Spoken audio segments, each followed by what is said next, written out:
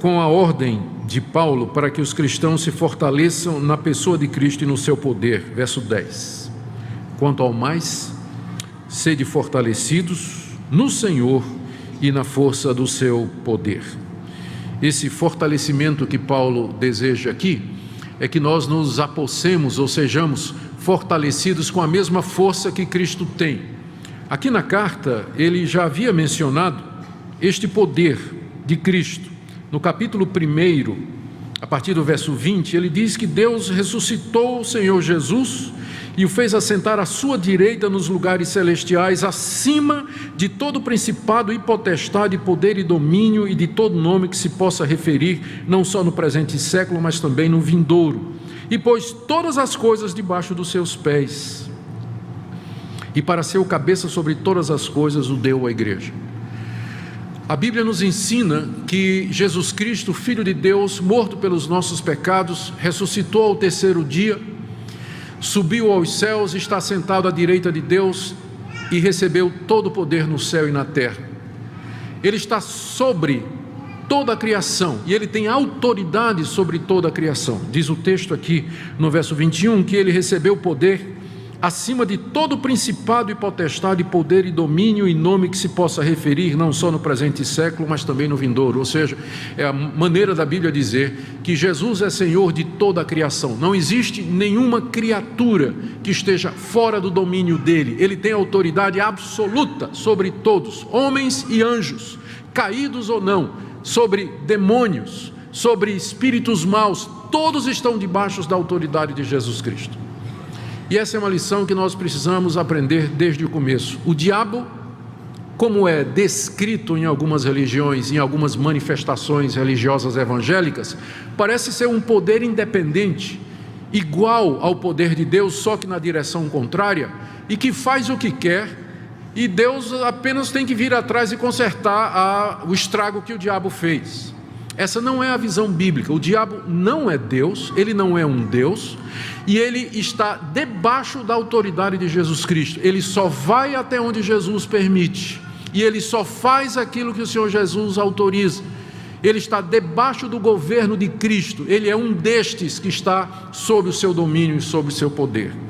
Então, nós não devemos pensar no diabo como sendo este poder independente, mas lembrar que ele também está debaixo do governo de Deus e da autoridade de Deus. Só há um Deus, e ele governa sobre todas as coisas, inclusive sobre as forças do mal.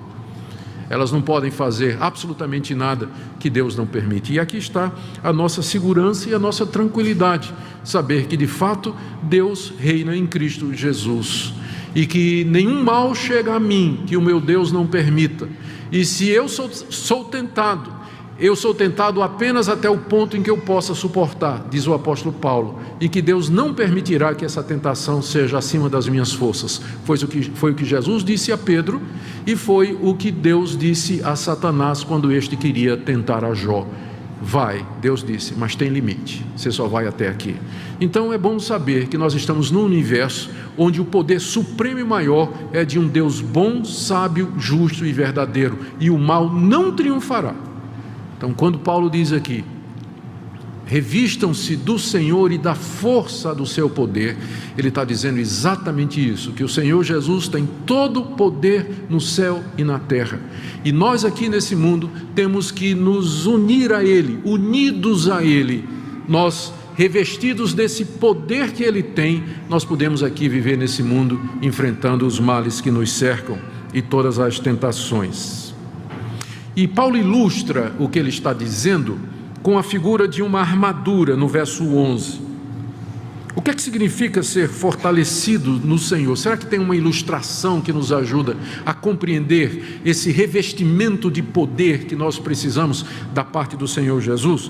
Paulo no verso 11 diz a mesma coisa, mas usando agora a figura de um soldado completamente armado.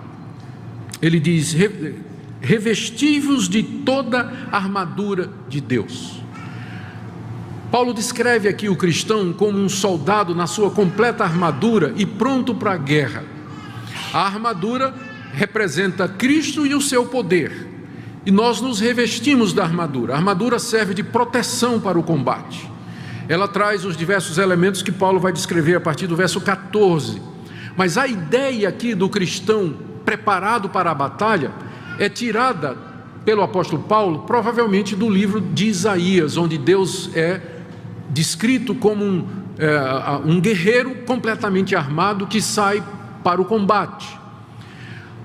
Ou talvez Paulo não precisava ir tão longe quanto o Antigo Testamento. Quando ele escreveu essa carta, ele estava preso em Roma. E como ele era um preso político e que ele havia conseguido prisão domiciliar, ele estava numa casa alugada.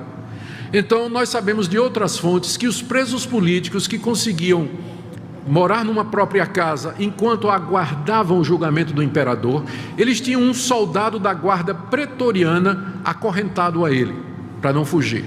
Então Paulo provavelmente dormia com um guarda acorrentado de lado, quando ele escreveu isso aqui, não é? Um guarda da corte pretoriana, que era exatamente a guarda pessoal do imperador. Então Paulo não precisava nem ir para o Antigo Testamento. Ao lado dele havia a figura do soldado armado, que talvez inspirou isso que ele falou aqui. Ele podia tanto usar o Antigo Testamento quanto essa inspiração. Ao lado dele estava então a figura que bem ilustra o que ele está dizendo aqui. Ele concebe a vida cristã como uma guerra, e agora ele olha para o cristão e descreve o cristão como um soldado. Isso aqui é muito bom para nós termos cuidado em pensar que a igreja é um grande hospital onde que sua tarefa é cuidar dos feridos. Essa metáfora é muito difundida entre os evangélicos, não é? A igreja é um grande hospital e aí lá as pessoas vão lá para serem curadas das suas necessidades. É verdade, mas é curioso que nenhuma vez na Bíblia a metáfora do hospital é usada para descrever a igreja. Sabe quais são as metáforas prediletas no Novo Testamento para descrever a igreja? Um exército, armas, armadura, combate, guerra. Então, é claro, nós vamos à igreja porque nós queremos perdão, nós queremos cura, nós queremos reconciliação, nós queremos ser libertos da nossa culpa, do nosso mal, mas não para aí. Porque, na verdade, se você é de Cristo, você faz parte desse exército, você é um guerreiro, você está em combate, você está em conflito, há uma guerra acontecendo. E você precisa, para enfrentar essa guerra, se revestir da armadura de Deus, que é o poder do Cristo ressurreto.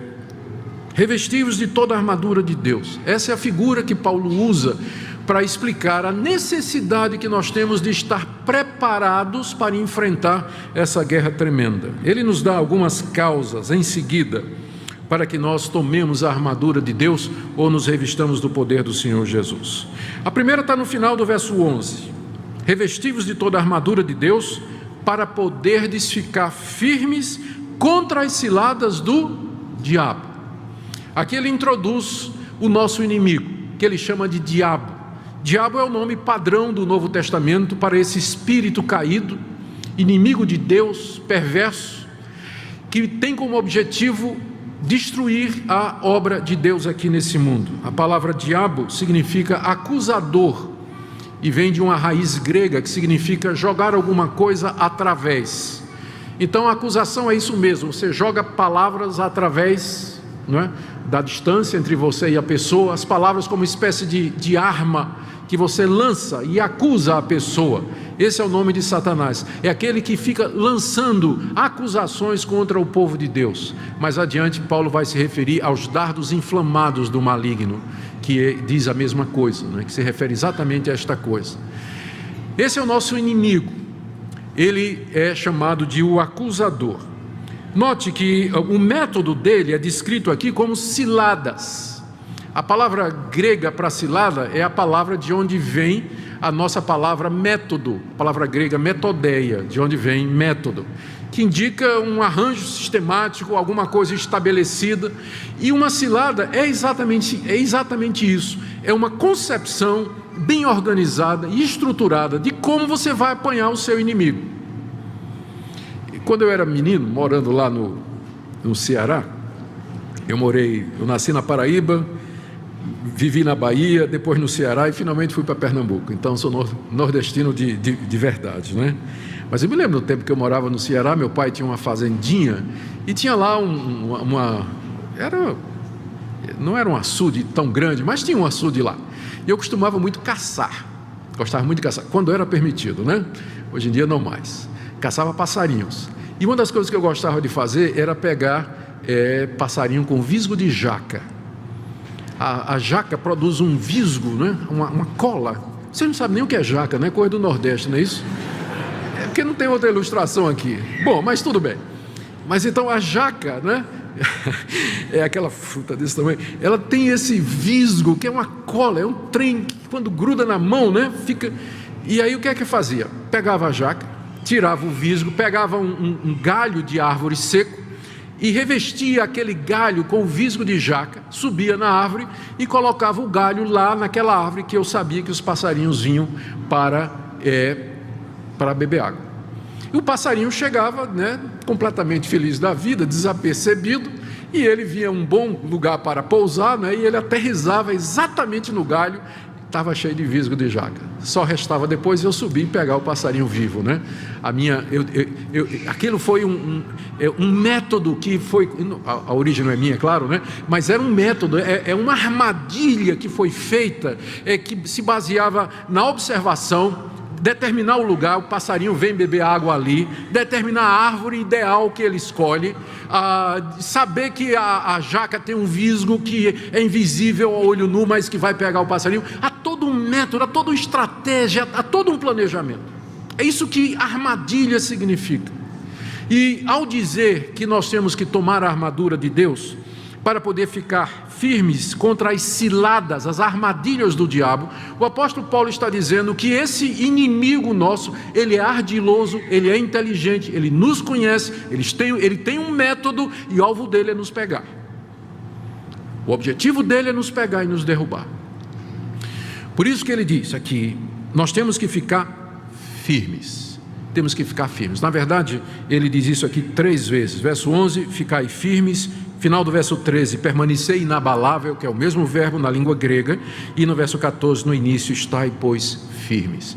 Paulo diz que nós temos que ficar firmes contra estas armadilhas astuciosas, estas ciladas que o acusador das nossas almas arma contra nós. Então essa é a primeira razão que é colocada aqui, para que nós tomemos a armadura de Deus. Supostamente, o apóstolo Paulo está dizendo, se nós estivermos com a armadura de Deus, nós poderemos evitar ser apanhados nessas ciladas que o diabo arma no nosso caminho, na nossa existência aqui.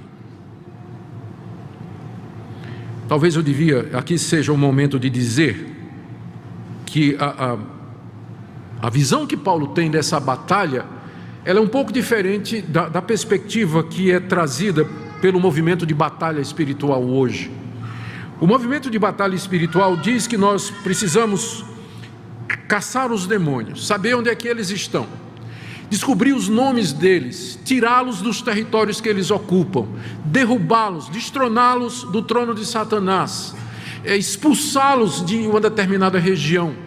Então, a maneira como essa batalha tem sido ensinada na igreja nos últimos 25 anos, 30 anos, que é a data do movimento do surgimento do movimento de batalha espiritual, é que a guerra, a batalha espiritual é um ataque que Satanás tem que fazer aos demônios.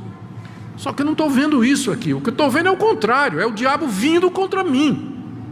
A ordem é que eu fique firme. Eu não encontro em nenhum lugar do Novo Testamento, especialmente no livro de Atos, que registra o trabalho dos apóstolos, que o apóstolo Paulo, quando chegava numa igreja para pregar, numa cidade para pregar o evangelho, primeiro ele ia fazer guerra espiritual para saber quem era o demônio daquela cidade, o nome do demônio, amarrar o demônio, destronar, para então ele poder evangelizar. Onde é que tem isso no Novo Testamento? Jesus nunca ensinou isso, os apóstolos nunca ensinaram, não está em lugar nenhum. O que a Bíblia está dizendo é que nós já vencemos, o nosso Cristo já venceu, Ele tem todo o poder no céu e na terra, resta-nos ficar firmes contra o inimigo derrotado que vem ao nosso encontro para fazer o maior estrago que ele puder, mas a vitória já é nossa. Então é uma batalha de resistência. É claro, se nós, à medida que nós pregamos o Evangelho e plantamos igrejas, se aparecerem pessoas possuídas de demônios ou com opressão espiritual, nós vamos mandar sair em nome de Jesus. Mas esse não é o ministério de libertação de demônios. Onde é que tem isso aqui no Novo Testamento? Quarta-feira, venham para a igreja que nós vamos ter uma reunião para expelir demônio. Me encontra aqui os apóstolos marcando reunião de libertação de demônio, por favor, no Novo Testamento. Eu creio que pessoas podem ficar possessas de espíritos hoje, mas a minha tarefa não é sair catando, não. Agora, se aparecer, vai sair em nome de Jesus. Vai sair em nome de Jesus. Mas não é esse o meu ministério. Meu ministério é anunciar a palavra de Deus. Meu ministério é centrado em Cristo. É esse o ministério da igreja. Anunciar a Jesus e Ele vitorioso. As pessoas que formam ministérios em torno disso acabam glorificando quem? Quem acaba sendo o centro do ministério deles? Não. A nossa tarefa é ficar firme. A figura é de um soldado em campo já conquistado e que ele está firme guardando aquele território, e o inimigo derrotado está vindo em guerrilha contra ele, querendo tirá-lo daquela posição. Essa é a figura que nós temos que ter em mente. Eu tenho na minha cabeça uma imagem de há muitos anos passados. Estava na Holanda com minha esposa e filhos, na época em que o Iraque invadiu o Kuwait, e os Estados Unidos vieram em defesa, e a Força Aérea dos Estados Unidos bombardeou as forças militares do Iraque, quebrou a espinha dorsal do exército iraquiano, e os iraquianos tiveram que se retirar do Kuwait. Eles tiveram que sair. E a figura que eu tenho é na televisão as imagens de poços de petróleo incendiados pelos iraquianos quando eles batiam em retirada. Eles perderam o domínio sobre o Kuwait, mas ao fugir eles saíram destruindo tudo o que eles podiam, inclusive tocando fogo nos poços de petróleo do Kuwait. Essa é uma figura que eu gosto de usar para ilustrar o que é que nós estamos enfrentando aqui. Um inimigo que já foi derrotado, porque o Senhor Jesus tem todo o poder no céu e na terra. Ele venceu os principados e potestades. Então, Satanás é um inimigo derrotado, mas ele vai fazer o estrago que ele puder, até aquele grande dia em que o Senhor Jesus vier em glória, e Satanás então será lançado no lago que arde com fogo e enxofre.